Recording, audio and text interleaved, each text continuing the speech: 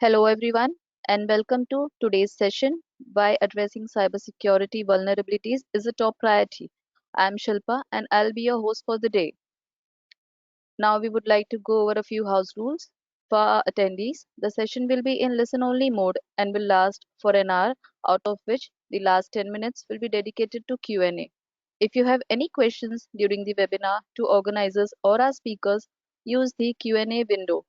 Also, if you face any audio video challenges, please check your internet connections or you may log out and log in again. An important announcement for the certificate of attendance. Participants need to attend the complete webinar to qualify for the certificate.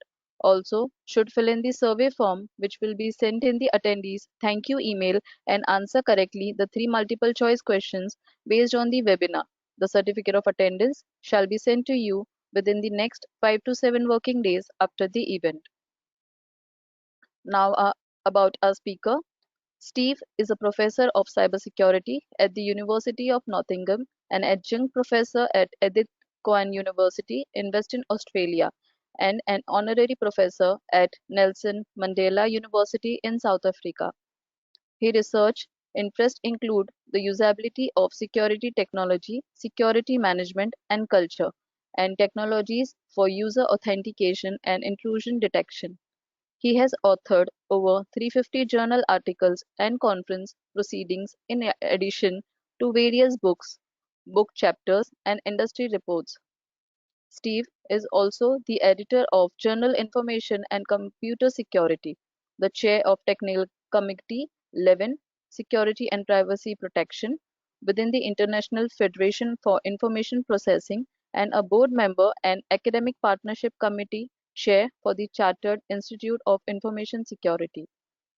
Now, without any further delay, I would hand over the session to you, Steve. Thank you very much, Shilpa, and good day, everybody. Thank you for joining the session. So yes, this topic, why addressing cybersecurity vulnerabilities, is a top priority. Let's see where we go with this. So I guess it's fair to say, and hopefully you sort of recognize this already, having tuned into the webinar, that businesses of all types, all shapes and sizes need to be vigilant to protect themselves against the variety of cybersecurity vulnerabilities and underlying threats that are out there. Unfortunately, and there's a lot of evidence that points towards this, and I shall present some of it during the webinar, organizations, it's fair to say, often overlook the importance of security at various of the stages where it ought to be thought about. So it's not that they're completely overlooking it, but there are some elements, some areas where security could receive more attention. So at the design stage, at the deployment stage, and at the stage of operationalizing systems. So basically, we need to give attention to security at all of the stages. So it's there through the lifetime of whatever it is that we're trying to deploy.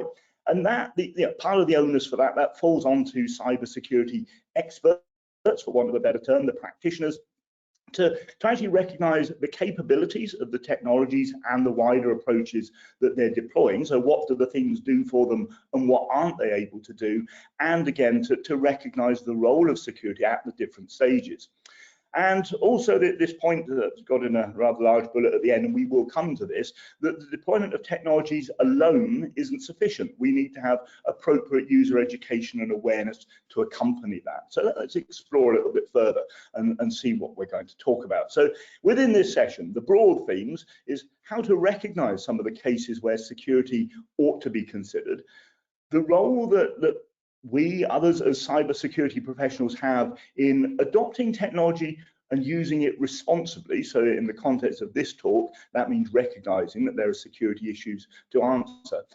And also then recognizing how, if we don't do this, if we have omissions, if we have shortcomings, that can introduce vulnerabilities for us. Okay, so those are the broad themes, and then we'll incarnate it a little bit further in terms of how the topics will actually flow. So as a desirable foundation, although not always found, what I'll talk about initially is that the concept of security by default. So that we recognize that security is there, should be there, as a foundation that we then build upon. To give an example of this in an area where perhaps it hasn't been the case to date, we'll look at some attention towards consumer Internet of Things devices. And then looking a little bit more widely at our foundations for security, looking at how security is approached within an organizational setting. And I'll draw upon, well, in each of these cases, actually, I'll be drawing upon some specific evidence from different UK sources.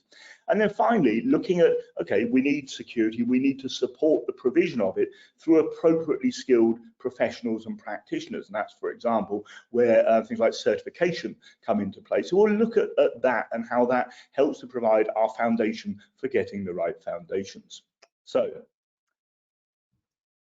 fundamental point, I guess, many attacks, many exploits, as it says here, that they become possible because we haven't had security built into the degree that it should be from the outset. And this applies to the design of hardware systems and the implementation, and also to software. And I guess it's fair to say that if you know this instinctively, that if you're building on components that inherently themselves are weak, then the thing that you're building with them is likely to have vulnerabilities as well. And so what we want is security to be there right at the core. So we need it to be built in, so as it says there, by design, and for it to be the standard operating mode of whatever it is that we're talking about. So that refers to security by default. Now, both of these terms, security by design, security by default, have started to enter the parlance of cybersecurity a little bit more widely. So it's worth having a look at these more particularly. So security by default, or secure by default. This is a definition as presented by the UK's National Cybersecurity Centre. Now, I'm not going to read out the whole thing, but there are a few things highlighted there in bold within the quote that sort of recognise some of the key aspects. So built in from the start, from the ground up, looking at a holistic perspective, so the totality of the system and encompassing in that sense both the hardware and software. And so we want all of this to have security from the start, and for security to be, as I said, the default mode of operation. Now, taking that a bit further, the NCSC has got, what is it, 8 principles here. And again, I'm not going to read all of them out for you. You can see them there on the slide as I ramble on to accompany it. But I'll pick out a couple. So security, let's look at the first one. Security should be built into things from the beginning. It can't be added in later, or it's more difficult to do so if you've not thought about it from the outset. From the start is the right place to be thinking about this. And sort of looking through the list there, I mean, it's difficult to argue with any of the points that are mentioned, but another one that's worth picking up is about security shouldn't be there at the expense of usability. So you need to get that balance right between making sure you've got a product that's protected or service that's protected, but making sure that security isn't an impediment in doing so. But I say all of these points are important, and fundamentally recognizing that we ought to be considering this from the outset of whatever it is we're doing. Now that leads through to, well, okay, if we want something to be secure by default, we need, in some cases, elements that we can build with and build upon that are actually secure in themselves. And this is the term secure by design. So there's a initiative in the UK called Digital Security by Design, or DSBD, to give it its acronym. So this is something that's been funded in the UK. You can see the amounts of funding there, both government and industry co-investment. And the vision, I will read this because it's brief, to radically update the foundation of the insecure digital computing infrastructure by creating a new, more secure hardware and software ecosystem. So it's a very notable and sort of grand ambition there, grand vision. And in order to do that, as I say, we need fundamental foundations that are secure to build from. And one of these is the so-called cherry capability hardware enhanced risk instruction. So basically a processor architecture that you can then build upon that actually provides a secure core for systems that will be built upon it. So it's in extending the capabilities of central processing units to give it access to memory via what's termed capabilities. And you can see there, this is defined as being fine-grained hardware-enforced access protection of things in memory. So we're ruling out from the outset some of the vulnerabilities that have allowed previous exploits, so things like buffer overruns, unprotected memory, etc. And so this makes it architecturally impossible for those sort of vulnerabilities to be exploited, to exist there.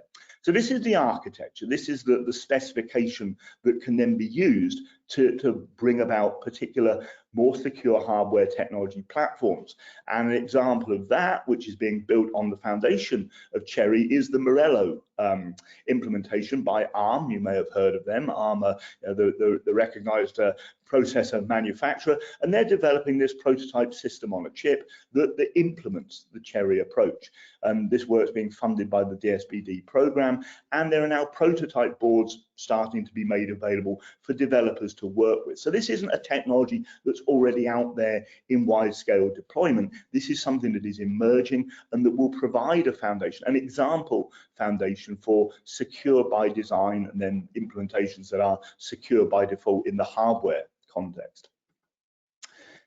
Now, to give an example of where this sort of thing could be useful and why we need to give consideration to this, let's look at Internet of Things devices, and in particular, the consumer context. So we, as users, as private individuals, we now are surrounded by IoT devices in both workplace but also in domestic context, and these are consumer grade devices. That's what we're talking about here. Now, this is what I've got on the screen here is tracking a theme of work that's gone on within the UK looking at the cybersecurity aspects of this. So going back to March of 2018, a report from our Department for Digital Culture, Media and Sport, or DCMS, to give it its short name, a study that was commissioned to look at the security requirements in the consumer IoT context. So looking at how secure by design principles could be utilized to improve the deployment and the provision of these devices. Now that, in fairly short order, led to what we then see in the middle, which is in October of 2018, there was a code of practice published for consumer IoT security, and then bringing us up to relative to date, in December of last year, a bill going through the UK Parliament called the Product Security and Telecommunications Infrastructure Bill, which is taking aspects of the code of practice and beginning to introduce legal requirements associated with it. So let's look at the code of practice and the sorts of things this was suggesting. So having identified that there were some gaps in what could be considered the secure by design and deployment posture of the IoT devices from the earlier study, the code of practice introduces a number of suggestions for different parties. So for device manufacturers, i.e. those that are creating the devices that we're then putting online, for service providers, so people providing services through the devices, for application developers who are developing apps to run on the devices, and retailers who are selling the devices to the members of the public. So there's roles for each of these parties within this code of practice. Now, here are the different points from the code of practice. Again, I will not read every single one of them, but we can see that there are about 12, let's say. You might count a different number to me. That was my quick reckoning there. So 12 points within this. And if you were to look at the document, you'll see that these apply to differing degrees to those different parties. So some of them are specifically for manufacturers, some for retailers, some for multiple parties. But things here, a lot of it makes, again, very, very obvious sense from a security perspective. So the first one, no default passwords. What this is talking about is not having devices all being deployed with a known password that's there by default, such that if the user doesn't change the password, anyone who knows the default universal password can then hack into that device effectively and get access to it. The next one, implementing a vulnerability disclosure policy. Basically, if there are vulnerabilities discovered within your device, you have a means of actually making that information available to people who are using the device so that they know what they're supposed to do about it. And then keeping the software updated is offering the means to ensure that those vulnerabilities, amongst other things, can get corrected. I won't read all of the other points here, but this gives a flavor of the sort of things that the code of practice was suggesting. Okay, and as it says at the bottom, these apply varyingly to the different audiences. So that wasn't actually a point, that wasn't one of the code of practice entries, it's just a note for our attention. Now, the Psti, the Product Security and Telecommunications Infrastructure Bill, so Psti is a shorter way of saying it, is defined, as it says there, a bill to make provision about security of internet connectable products, basically more protected by default when they're provided to us. It's sponsored by DCMS, and as you can see there at the bottom, it's currently going through UK Parliament processes. So in the UK, bills start within the House of Commons, they then move to another chamber, the House of Lords, and then they get final approval. Well, we can see this is the status right at this moment. I did check also today that this bill is currently at the reporting stage within the UK House of Commons. And so it's on its way to becoming a legal requirement. What does this require compared to the code of practice? Well, it's picking up those first 3 points essentially from the code of practice, but not all of the other elements. So this issue of banning default passwords, having a vulnerability disclosure policy, and in terms of keeping things updated, a little bit of a nuance to this one. So requiring manufacturers to be transparent about how long they'll be providing support for their products. So what is going to be the in-service lifetime, the support lifetime of a product when somebody buys it? So is it a case that after 2 years they're going to cease providing software updates, or will this continue for a period of 5 years, etc.? So that a purchaser will know how long they can be assured of if security vulnerabilities are found within a device after purchase, there will be an opportunity to update it and hopefully protect it. So it's basically being clear, being transparent about how long support will last.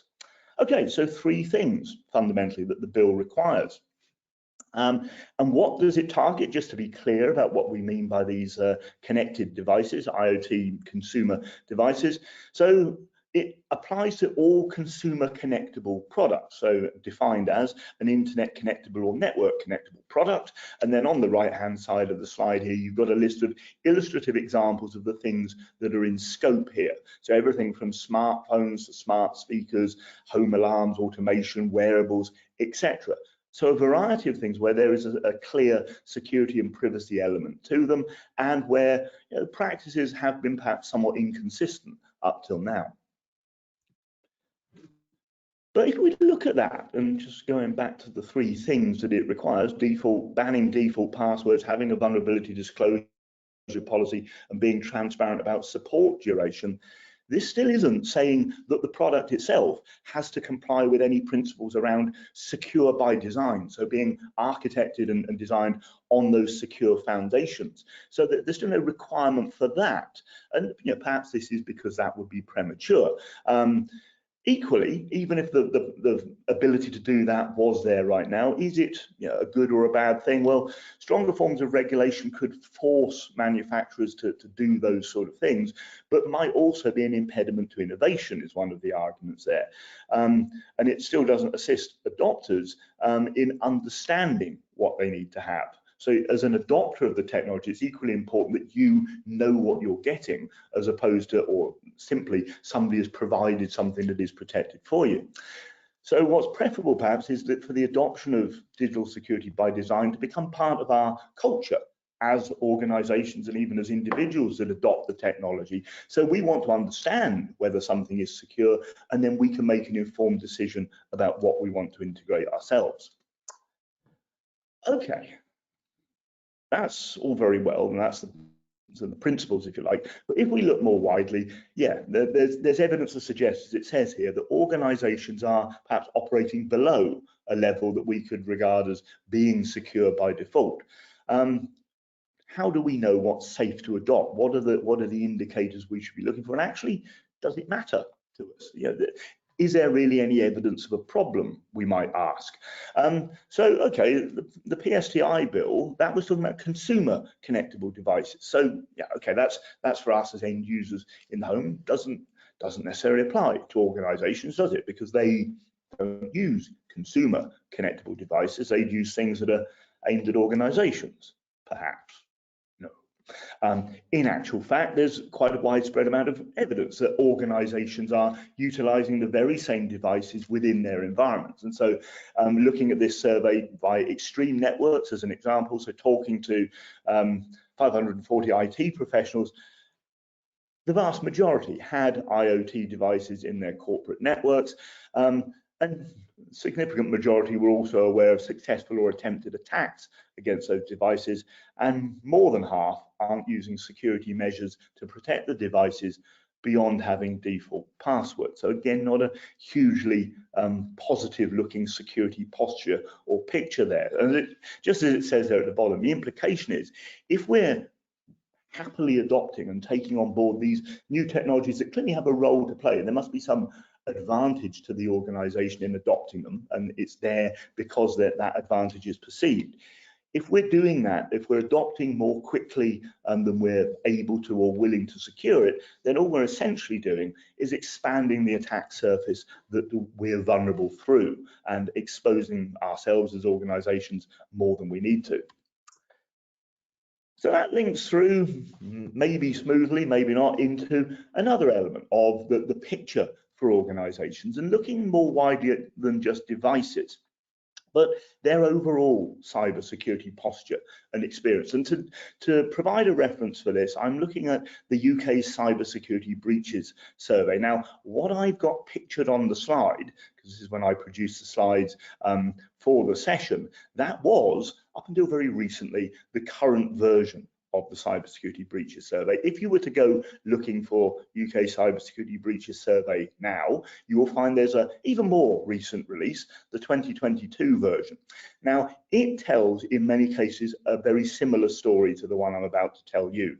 And so don't worry that this is now last year's survey. The findings are still very much relevant, okay? And the facts on the page here are equally still true. So it is still an annual survey. It encompasses business organizations and charities. The survey series has been running since 2016.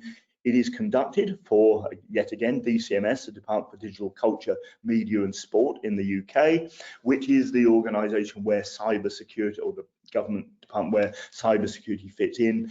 And there are each year around 2,000 respondents, the majority of them being from businesses, but a number of charities as well. So that's the backdrop for the results I'm about to share.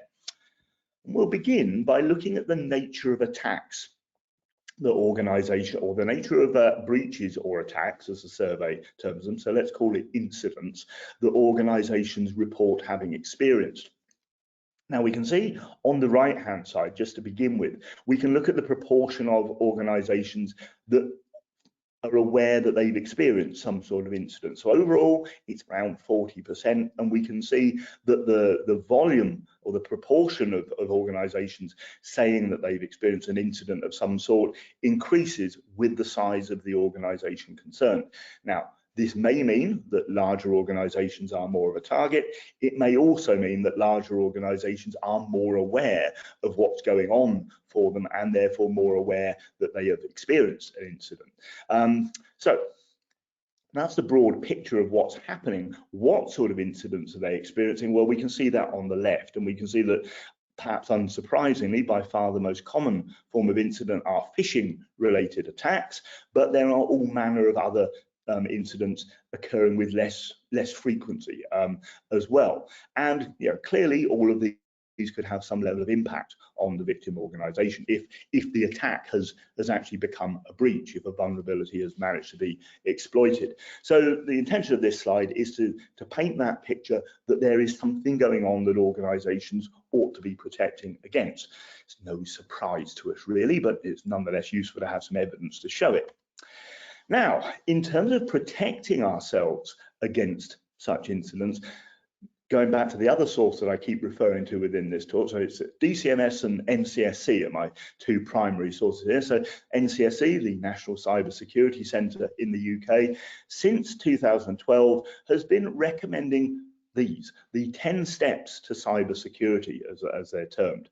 Now, yet again, within the context of the presentation, the 10 steps to cybersecurity used to be this. There is now a newer version, which I'll also mention in a minute. The reason I'm referring to this set is because that's what the Cybersecurity Breaches Survey was assessing people against in their responses. So you need to know these 10 steps in order to interpret the survey results, but we'll move on to the newer incarnation and consider the implications of them as we move forward. But While I've been talking, you've hopefully been casting your eye over this nice infographic here and looking at the range of things that these 10 steps are representing. So we've got things from the very clearly technically oriented steps, so things like network security, malware prevention, secure configuration, managing privileges, to things that are more policy, people and procedurally oriented. So things like user education awareness, the very central one there, setting up a risk management regime and having policies around home and mobile working, for example. So a range of different types of steps. Now, I think it's interesting to see the proportion of organizations that were considered to be complying with different levels of the 10 steps. So if we look at the proportion of organizations of different shapes and sizes that have taken action against 5 or more of the 10 steps, it looks reasonably positive when we look at larger organizations in particular. So 85% there, 88% for medium firms, and 50% of organizations overall have done 5 or more of the steps. Okay. If we look at the proportion that's taken action against all of the 10 steps, and if we just go back and look at what the 10 steps were again, and just look at them and think to yourself, are there any steps here that you would consider irrelevant for an organization to be considering? You know, which one, if it was your organization, which one would you leave out as, you know, not appropriate to my organization? I think, you know, we can all get behind malware as an issue. Home and mobile working has probably become an issue for many organizations, particularly with the pandemic. User privileges, network security, secure configuration, monitoring what's going on, managing incidents. What bit would we ignore? Probably none of it. But the proportion that have taken action against all of the 10 steps, very low proportion across the board. And overall, just 4% of businesses and 4% of charities. So not a great picture. And we can see the respondent base below there in terms of the actual numbers in the sample.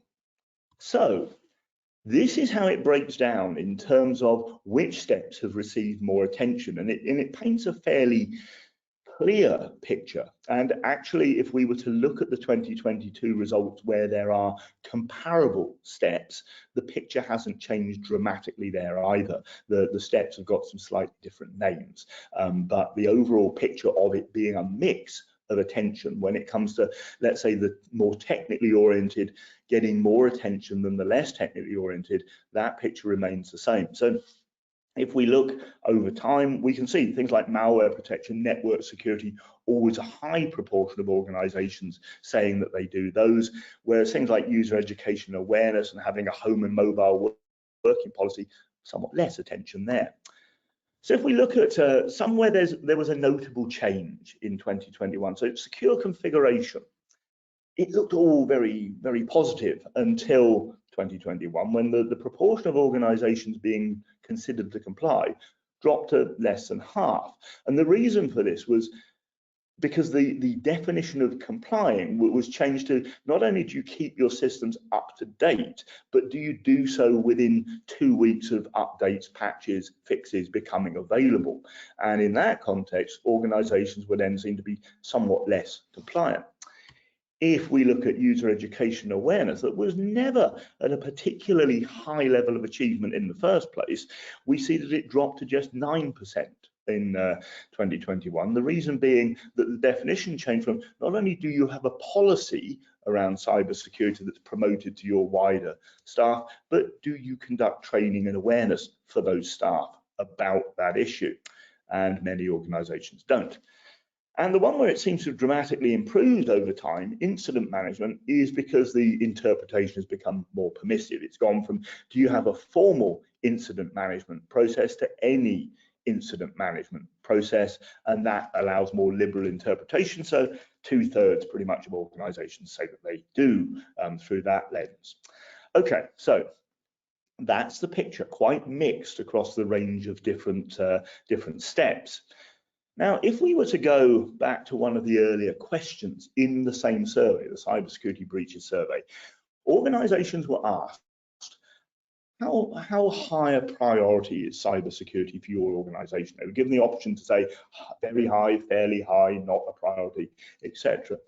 And 77% of organizations suggested that cybersecurity was a high or fairly high priority for them. So I've, just for fun, I've drawn that figure onto the chart there, and we can see what proportion of the 10 steps are going near to or above that level. So, on balance, organizations mostly saying it's a high priority, but many of them are not doing various of the things that would fit as part of the baseline recommended good practice, we could say. So, does it leave us with an impression of a holistic approach to security?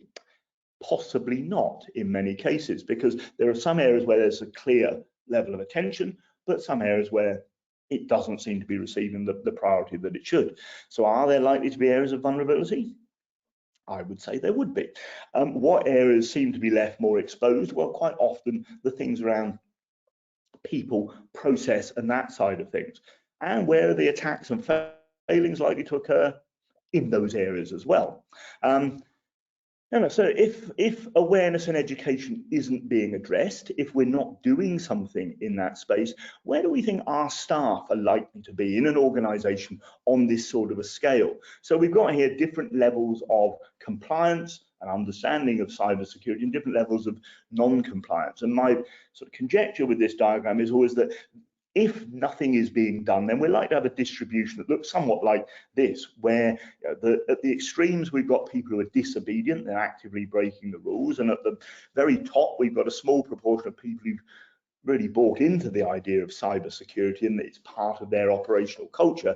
But otherwise, we've got sort of the broad base of staff who are, okay, they might know something about it, but they might not be fully compliant with it, or they might not know enough about it, and so are non-compliant just by lack of awareness, so ignorance, for want of a better term. So we ought to be considering education and awareness and training to bring people further up within this diagram, if you like.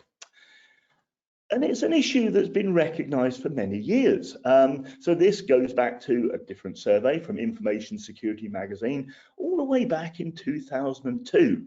And I call out the little quote here, the thing that's getting blamed by at least one of the survey respondents. The main problem they faced was the ordinary, unalert, uninterested, lax, ignorant, uncaring end users. So that's us. And we're the ones, apparently, who are to blame because we're not playing our part. But then you look at the cybersecurity breaches survey and that level to which education and awareness was getting attention, by far the lowest level of attention from any of the 10 steps that were being recommended. Is it any wonder that people are ignorant, or maybe even that they don't care, if they haven't been told what their responsibilities are and why it's important?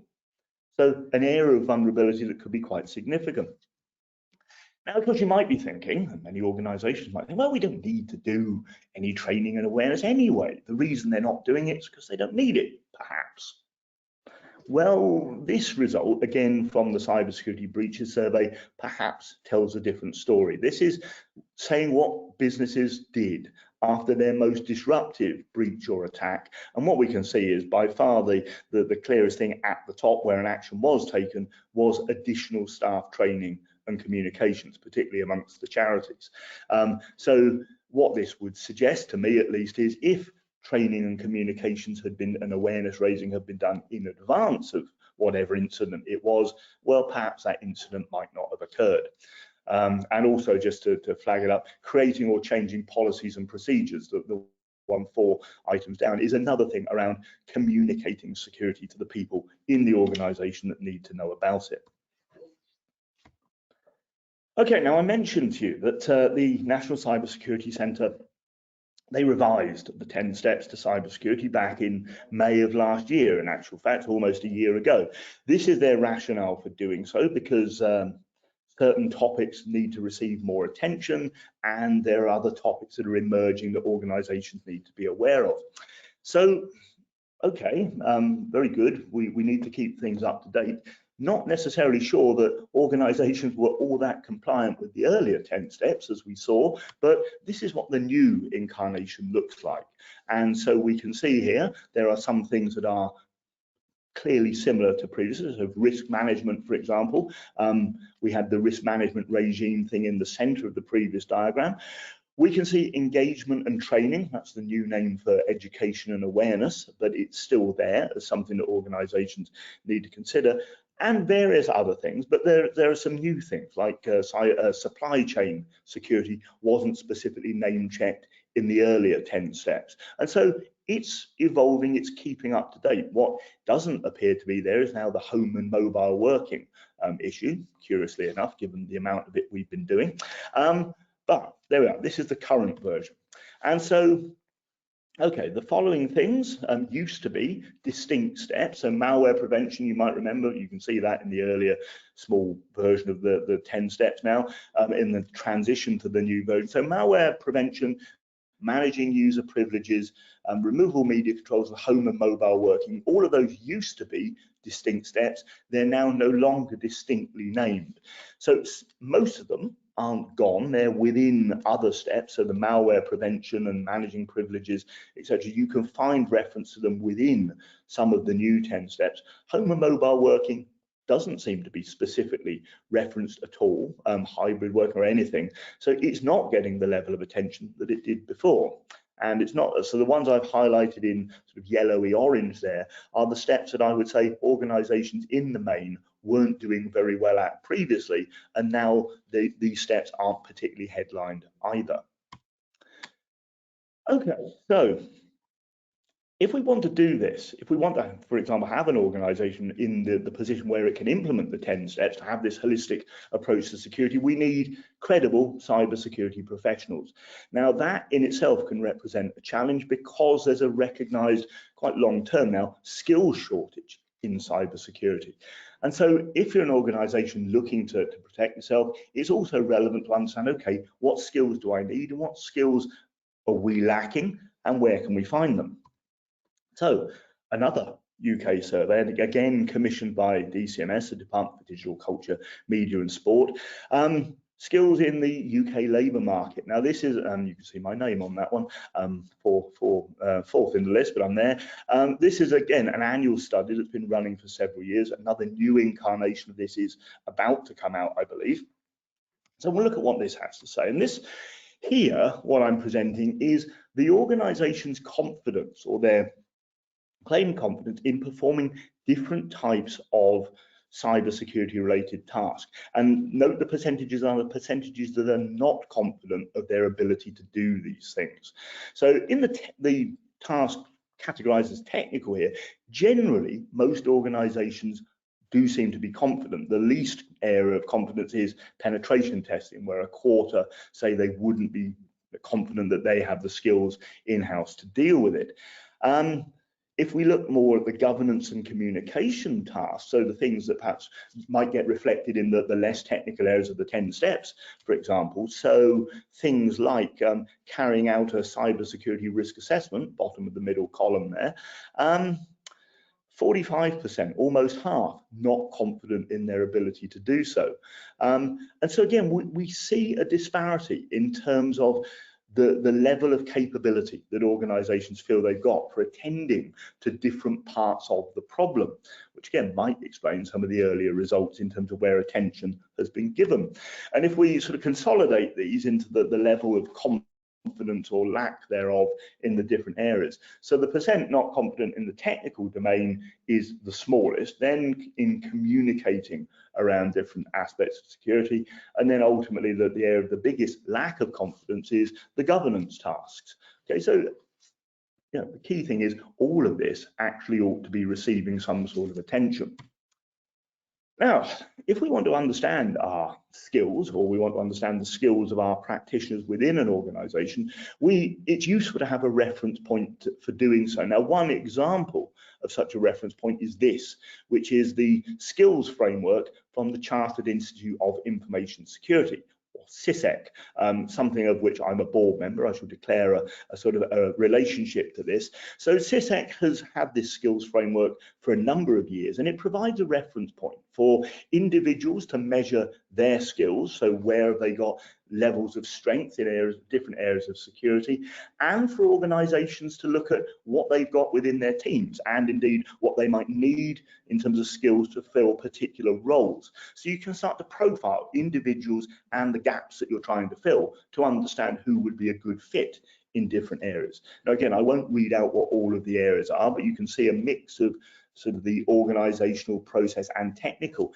aspects of security, as well as, if we sort of highlight the J and K areas in the bottom right, the broader skills around leadership, communication and professional contribution. So recognizing that people need that broader ability to operate in a professional context as well. It's not just about the specific topic knowledge. Now, if we were to decompose these areas even further, on the left-hand side in rather small print, you've got each of the underlying skills groups within these categories. And so each skills group, so A6, H2, G1, etc., all of them can be rated on a 6-level scale. So level 1 is basic knowledge of something, you're aware of something, you understand what it is, up to level 6, where you're a skilled expert, if you like, practitioner in relation to whatever skill it is. And so you can recognize that different cybersecurity professionals would have different levels of skill, or be likely to have different levels of skill and hopefully competence in different skill areas. And so that helps to inform, as I say, what we might then look for to fill particular vacancies, to ensure that we've got the right balance of skills to cover the different areas of cybersecurity that we need. And so trying to draw some sort of relationship between and how we might recognize skills, well, one way is through people holding certain qualifications or certifications that will provide evidence of skills and indeed knowledge in a given area. So yeah, we have knowledge, we have skills, we have experience, which some certifications also require us to have in order to gain them. So having knowledge, skills and experience supports the ability to gain qualifications and certifications. Equally, having those certifications denotes that we have skills, experience and knowledge.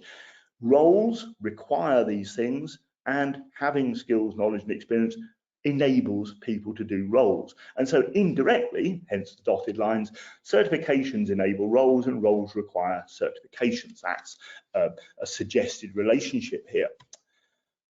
Okay, but there are many certifications to be had, and here we've got the examples from EC Council, a very good range of certifications suited to different types of security activity. So a range of certifications, but you wouldn't expect an organization to have somebody with just one of them or just one certified person. So you wouldn't say, okay, I'm going to pick something at random. We've got a certified blockchain professional, and therefore we've got all of our security needs addressed.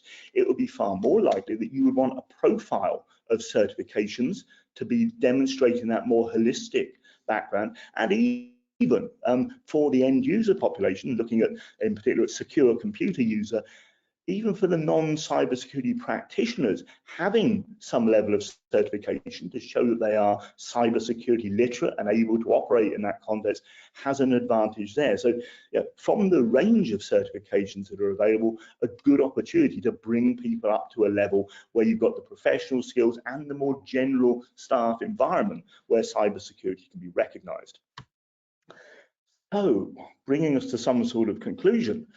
So hopefully it's clear that, and I sort of say this bit in relation to that result from the cybersecurity breaches survey, where so many people said it was important or fairly highly important, etc., and then less seemed to be done about it. Preventing cybersecurity breaches and ensuring good cybersecurity requires more than just positive attitude and wise words about it. We actually need to do something and make sure we've got the bases properly covered. There are unfortunately more things that require attention now, not less of them. And the cybersecurity breaches survey, that provides us with some evidence of both the breaches, the attacks, the incidents occurring, and also of shortcomings in the current security posture of many organizations. A key issue for those organizations, and also for those that consider ourselves to be cybersecurity practitioners, is to recognize the breadth of, well, both the threats that are out there and also the consequent protection that's required. And then recognizing that, we also need to recognize that requires a particular skill set in order to be able to adequately and appropriately deal with it. And with that, slide with a bit of animation there, and unfortunately a picture of me. Thank you. Perfectly happy to take questions now if you have any. Thank you very much for an informative session, and our attendees share the same sentiments, Stephen. If you're interested to learn more about our programs, do let us know in the polls that are going to be conducted now. Let us know your preferred mode of training and we will reach out to you. So Stephen, can we start with the Q&A? Absolutely. Okay. First question is by Vinay. Which is best standard for industrial control system or building havoc technologies? IEC 62443 is best or NIST? So I think it's always difficult to say which one is best. I will sort of hold my hand up. I don't know the details of either of the standards in detail. So what I would say is looking at what the standards are covering and understanding how that matches to your particular environment and its requirements. So it is a case of understanding what you've got and understanding what the standards are suggesting needs to be addressed. And it might be, to be quite frank, a combination of needing to look at both. So you could very well comply fully with one standard and still realize actually that bit that standard over there is talking about is still something that pertains to us. And so again, sort of looking more widely at standards and certification of sort of compliance, it will also depend on what the sector is looking for. So if there are requirements from business partners in the supply chain, for example, that you demonstrate a particular certification or compliance with a particular standard, then that's something you would need to consider from that perspective. But it would also be, I'd say, relevant to look at what they're specifically saying in terms of the underlying requirements for security. Thank you, Stephen, for answering that question. Our next question is from Anirban Ghosh. In vulnerability assessment, what are the primer points we should remember or how we should proceed? Give some of important points. Okay, so I mean, in broad terms, vulnerability assessment, I mean, fundamentally, that I think one of the things is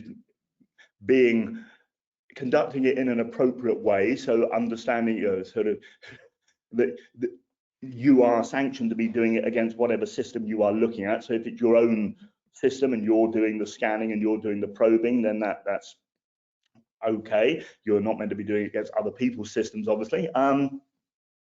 Recognizing the scope of what you're looking for, understanding whether even the probing activity is going to or has the potential to do something that could be disruptive to the system, understanding also what you're going to do about it based on what you discover.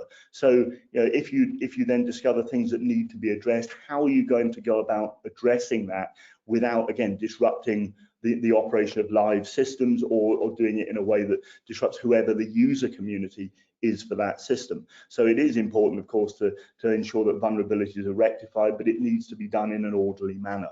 So I think there's numerous things that could be said there. I'm sort of making an answer up on the spot for that one without sort of understanding the wider scope, well, what type of vulnerabilities and what type of systems, but sort of as a broad answer, that will do, I think. Thank you, Stephen.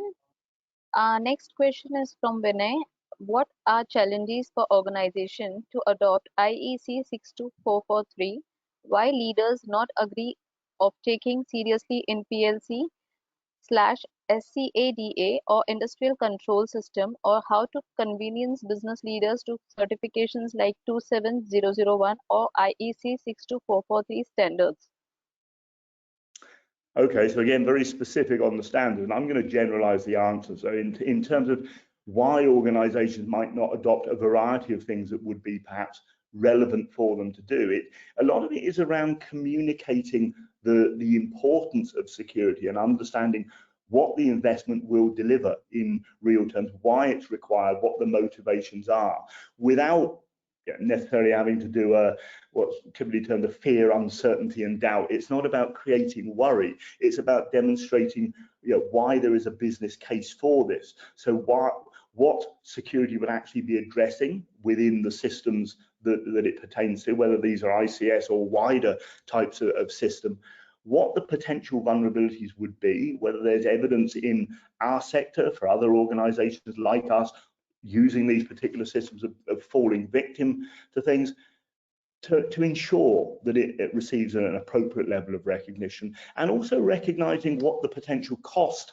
of breaches could be to organizations, and indeed recognizing if our organization has already experienced breaches that have led to costs that we've already experienced. So it's understanding that picture, but communicating it in a manner that is digestible to the management audience. So, you know, sort of one example would be not to be throwing at them all of the standards numbers and all of the specifics of the clauses within the standards and what they require in order to be compliant. It's explaining it in management friendly terms, in an executive summary language that makes the business case and makes the point clear as to why security is in the service of the business, not the other way around. Thank you so much, Stephen, for answering that question. Our next question is from Anirban Ghosh. What is assurance audit? Can you give some of the primary points? Okay, so I mean, basically what we're talking about here is going through the organization, the systems, the practices to check what is going on and to make sure they are going on in the manner that's expected. So this can happen at different levels. We could be talking at a system level, as in the technology. We could be talking about the processes, data handling, etc. But it's in a sense, well, it could be a self-examination, it could be an external independent party doing something, looking in on the way things operate and whether they're happening in the way that they should be to meet our requirements in terms of any internal policy, but also requirements in terms of legislation, regulation that apply to our sector. So understanding the extent to which we are doing things as we believe that we're meant to be doing them. Thank you, Stephen. Our next question is by Joseph. What advice can you give to organizations who put customer satisfaction first before security? I think, I mean, without having an example of exactly what that means, might be difficult to give a specific answer. I will give a general sort of assessment that customer satisfaction and security could well find themselves interlinked, in the sense that if you haven't maintained security effectively, and that leads to something, for example, that is a breach of leads to a data breach and customer data is exposed as part of that, your customer satisfaction could be directly impacted by a lack of security. And so what we want to ensure is, again, that security's role in maintaining a positive situation and actually enabling customer satisfaction, because we can rely on our systems, we are confident that data is appropriately protected. It's actually key, it's a foundation to ensuring that satisfaction is maintained in other parts of the operation.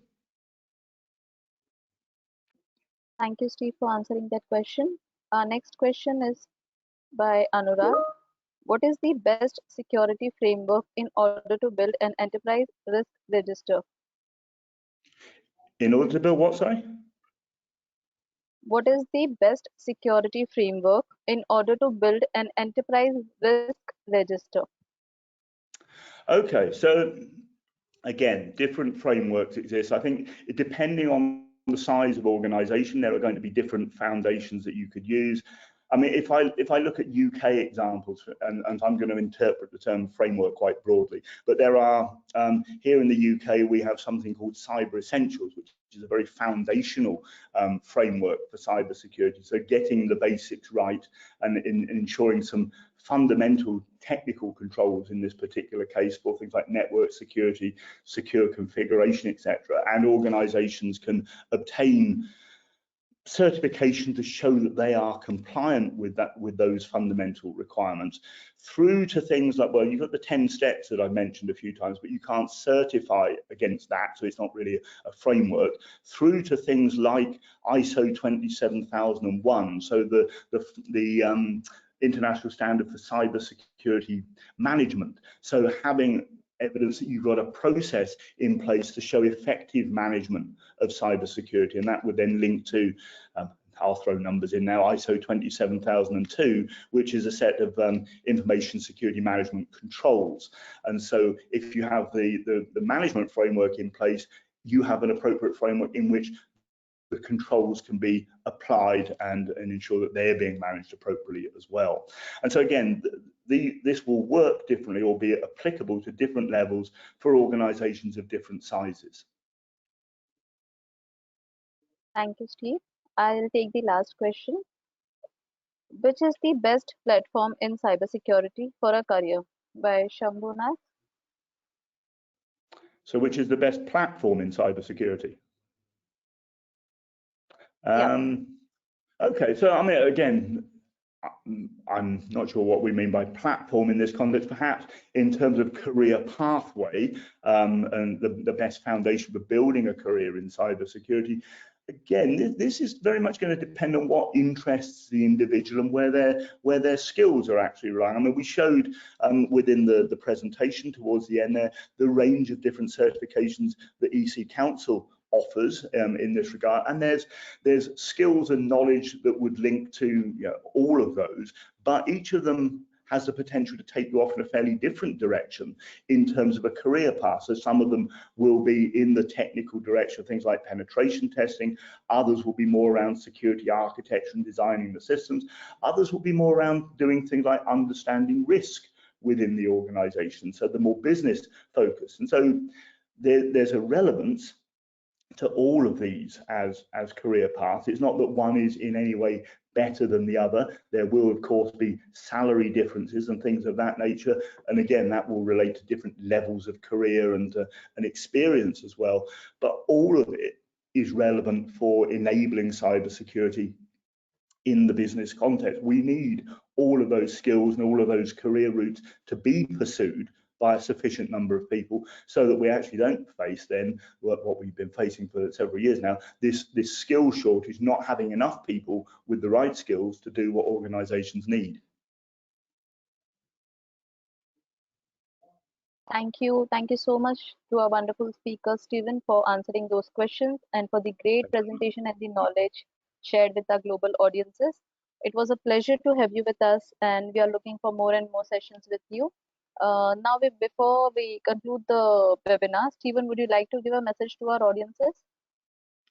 Well, folks, thank you very much for listening and for giving me your time. I hope it's been useful and informative to you in some way. And if you've got any further questions based on what I was saying, please feel free to reach out to me via my email address. Thank you so much for the message to our audiences.